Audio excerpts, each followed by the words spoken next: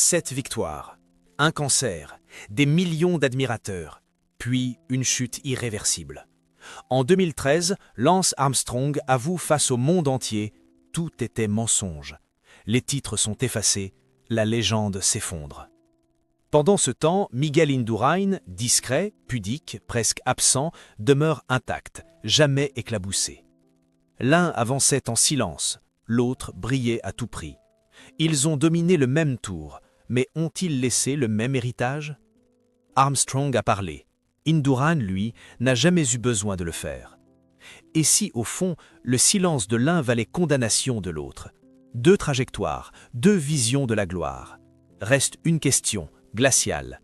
Qui a vraiment gagné? Dans les années 1990, le cyclisme mondial entre dans une ère de transformation.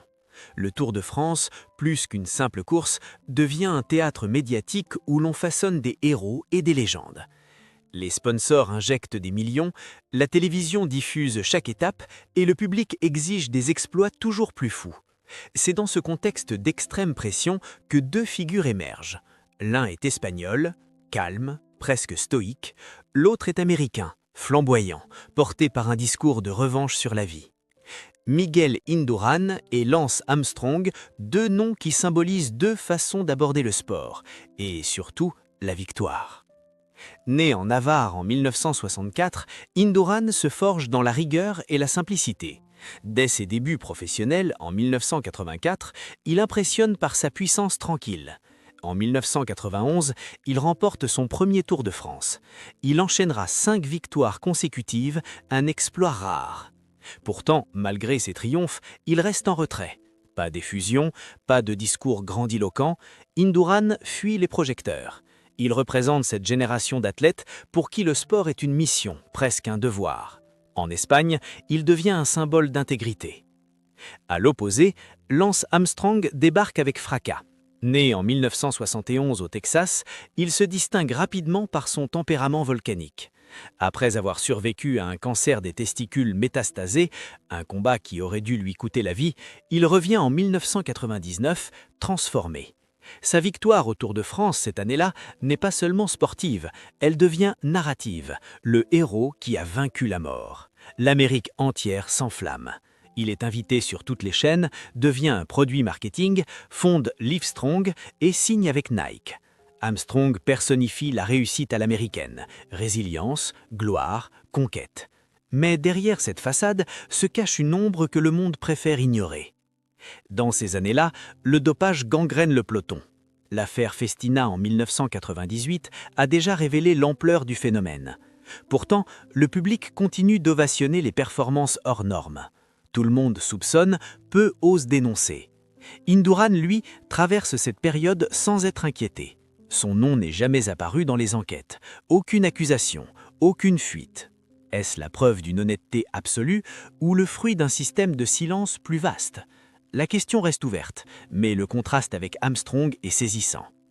L'Américain, au sommet de sa gloire, multiplie les déclarations de pureté. Il attaque ses détracteurs, intente des procès à ceux qui l'accusent, il nie tout avec force, avec arrogance. Pendant ce temps, Indurain se retire discrètement en 1996, après une défaite sur le Giro et un 5e Tour de France. Aucun adieu spectaculaire, aucun besoin de justifier quoi que ce soit. Il quitte la scène comme il y est venu, sans bruit.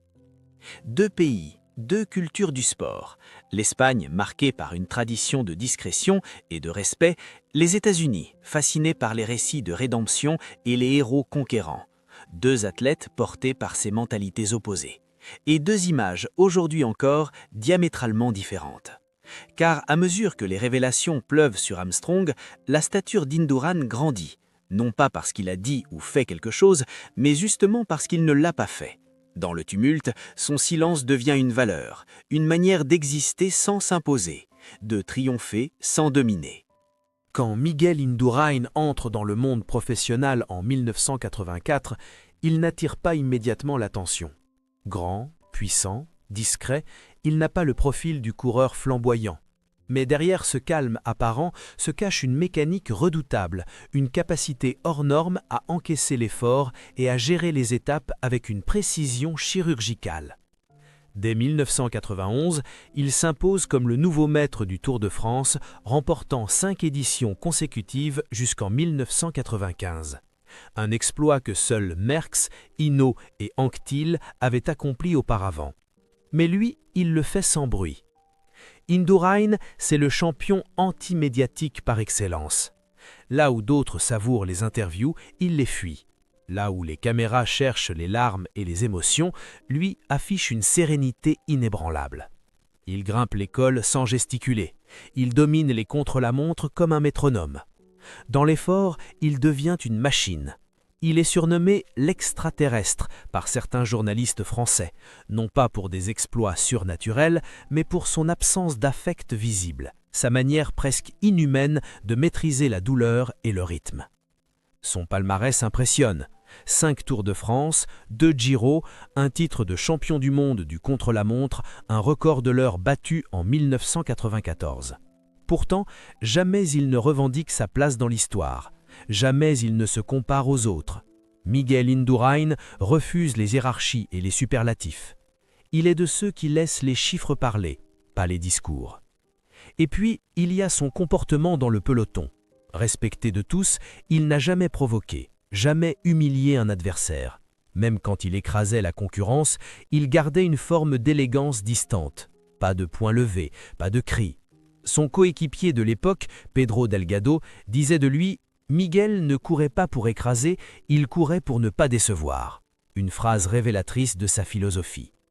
Sur le plan personnel, rien à signaler. Marié, père de famille, il vit à Villava, dans la maison où il a grandi. Il refuse la célébrité, décline les invitations médiatiques. Il aurait pu devenir ambassadeur de marque, se construire un empire autour de son image. Il n'en fait rien.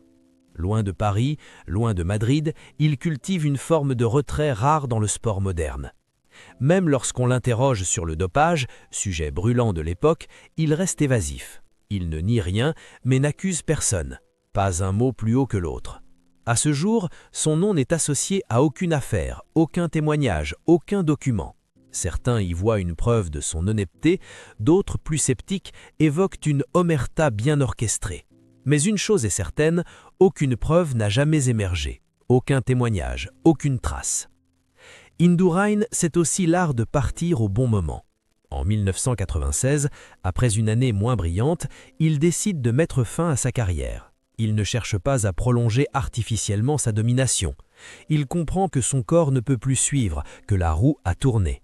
Là encore, aucun drame, aucune déclaration fracassante, il se retire dans le silence à 32 ans avec une dignité qui force le respect. Depuis, il n'a jamais vraiment quitté le monde du cyclisme. Consultant discret, invité d'honneur sur certaines étapes, figure respectée dans les cercles sportifs espagnols. Il ne commente pas l'actualité, ne donne pas de leçons. Son aura vient de ce qu'il n'a pas dit, de ce qu'il n'a pas fait. Et aujourd'hui, alors que tant de champions de sa génération ont vu leur légende ternie, Miguel Indurain reste debout, intact, serein, un roc dans un océan de scandales. Il n'a jamais réclamé la lumière, mais c'est la lumière qui revient à lui. Et si son plus grand exploit n'était pas d'avoir gagné 5 tours, mais d'avoir gardé sa légende propre dans un sport souillé par le soupçon. L'histoire de Lance Armstrong ressemble à un scénario hollywoodien. Né en 1971 au Texas, il est d'abord un jeune prodige du triathlon avant de se consacrer entièrement au cyclisme. Il devient professionnel en 1992 et remporte son premier grand succès en 1993 en décrochant le championnat du monde sur route. Mais c'est un autre chapitre de sa vie qui le propulsera dans une dimension quasi mythique, sa lutte contre le cancer.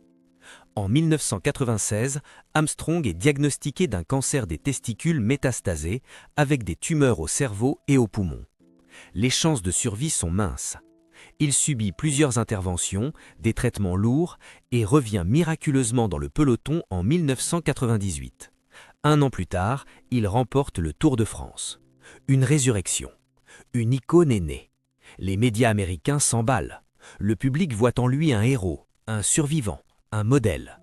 Il incarne l'espoir, la ténacité, la victoire sur la mort. Sa fondation Livestrong, avec ses célèbres bracelets jaunes, l'ancre dans la culture populaire. Entre 1999 et 2005, Armstrong domine le Tour avec une efficacité terrifiante. 7 victoires consécutives. Des performances qui défient la logique. Mais dès ses premières années, les soupçons affluent. Ses rivaux parlent à demi-mot. Les journalistes s'interrogent. L'ombre du dopage plane. Lui nie tout en bloc. Avec une agressivité glaçante, il attaque ceux qui doutent, intente des procès, fait taire les accusations. Il se présente comme un homme traqué, victime de la jalousie et du scepticisme injustifié. En 2005, il prend sa retraite au sommet de sa gloire. Mais il revient en 2009, sous prétexte de promouvoir la lutte contre le cancer. Ses performances sont moindres, mais sa présence médiatique reste massive. Pourtant, le vent tourne. Floyd Landis, ancien coéquipier, avoue s'être dopé et accuse Armstrong de faire partie d'un système de triche organisé. L'USADA, agence antidopage américaine, ouvre une enquête approfondie. En 2012, la vérité éclate. Le rapport de l'USADA décrit un réseau de dopage sophistiqué, méthodique, mis en place par l'équipe US Postal. Armstrong est identifié comme le centre de ce système. Il est accusé de dopage sanguin, d'intimidation de témoins, de manipulation à grande échelle. Le rapport le qualifie de « programme de dopage le plus professionnel jamais vu dans l'histoire du sport ». Le coup est fatal. Tous ses titres lui sont retirés. Le Comité international olympique lui retire sa médaille de bronze des Jeux de Sydney. Nike rompt son contrat. Livestrong l'évince de son propre conseil d'administration. Le public, qui l'avait adoré, se détourne brutalement. En janvier 2013, Armstrong se présente sur le plateau d'Oprah Winfrey.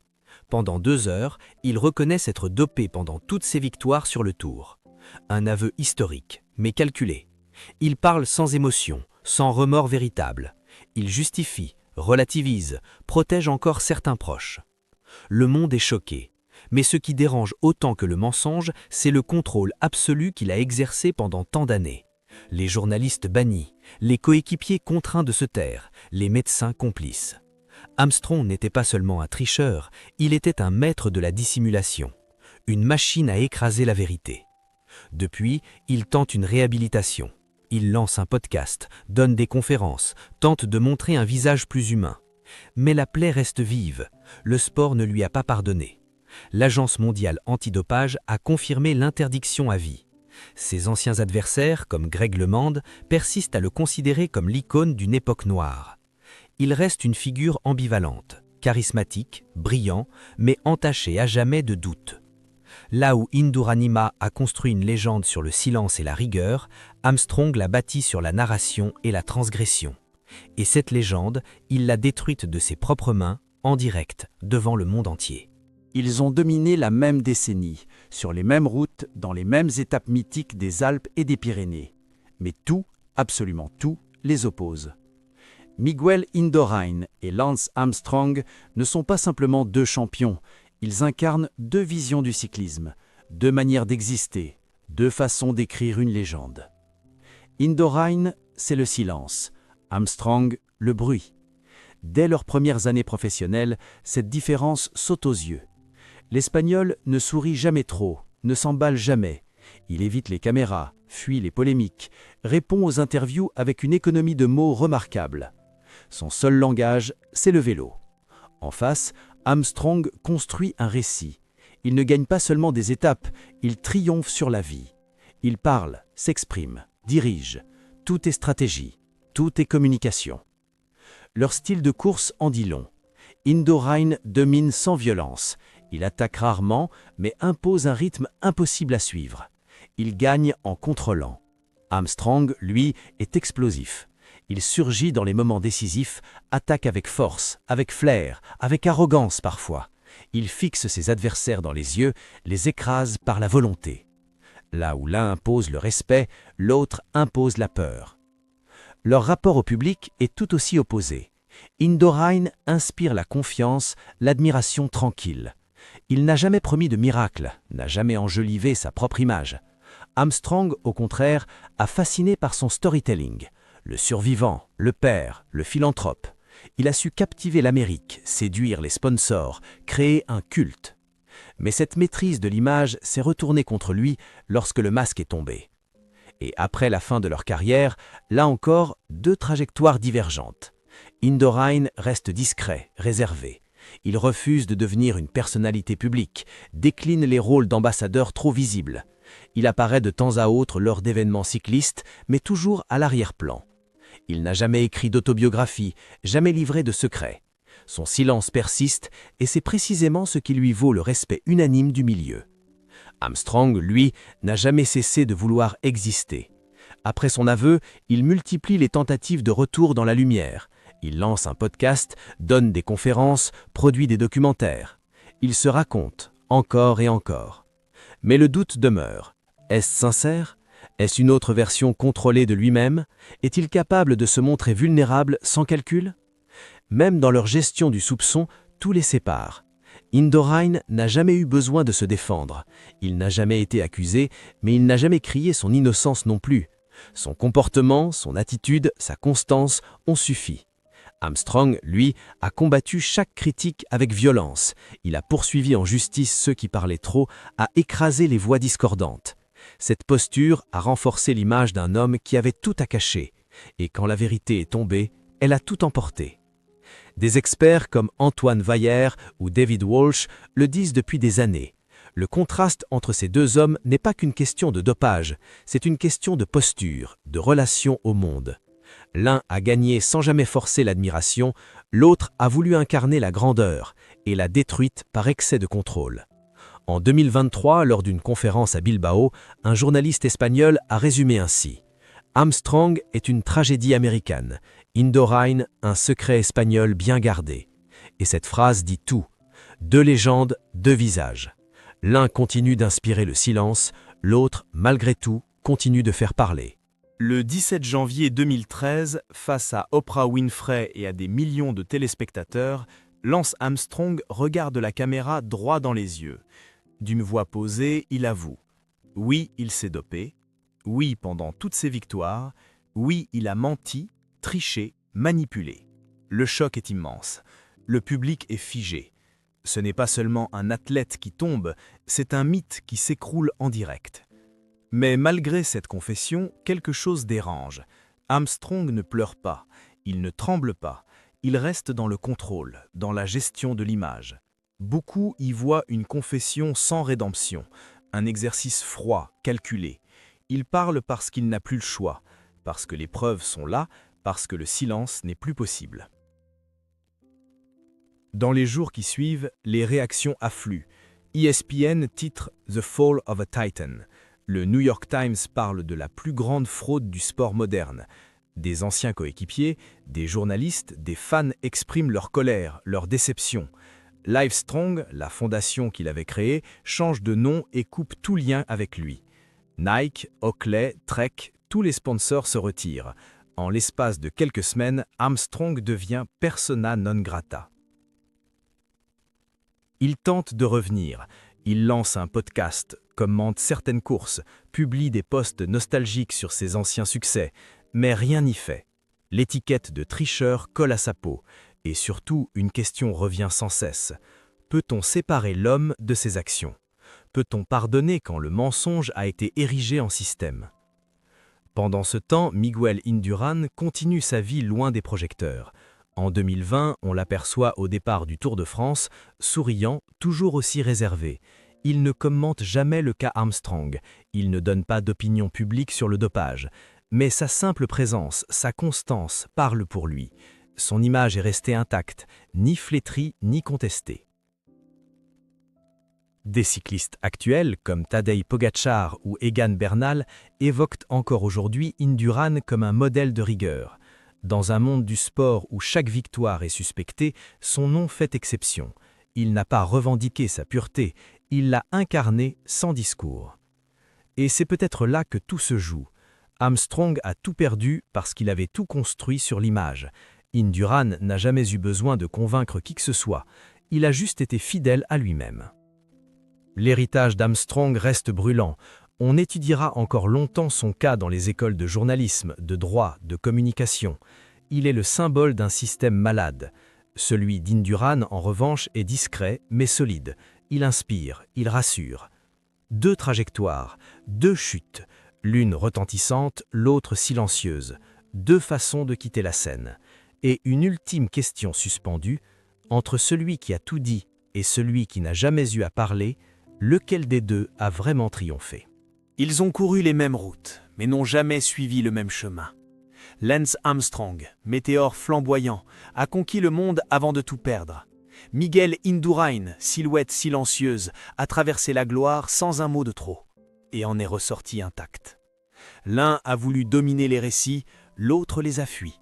L'un a tout avoué, trop tard, l'autre n'a jamais été accusé. Au fond, ce qui oppose ces deux hommes dépasse le sport. C'est une leçon sur la nature humaine, sur la manière dont on construit une légende ou dont on la détruit. Armstrong a voulu écrire sa propre épopée. Indurain a laissé les autres parler à sa place. Aujourd'hui, quand on évoque le cyclisme des années 1990, deux noms surgissent. L'un évoque la trahison, l'autre la constance. Et c'est peut-être là que réside la vraie victoire, dans la capacité à rester debout quand tout vacille autour de soi. Entre le bruit et le silence, entre la confession et la droiture, entre la chute et l'oubli, une vérité demeure. Ce n'est pas la manière dont on gagne qui définit un homme, mais la manière dont il porte ses victoires après coup.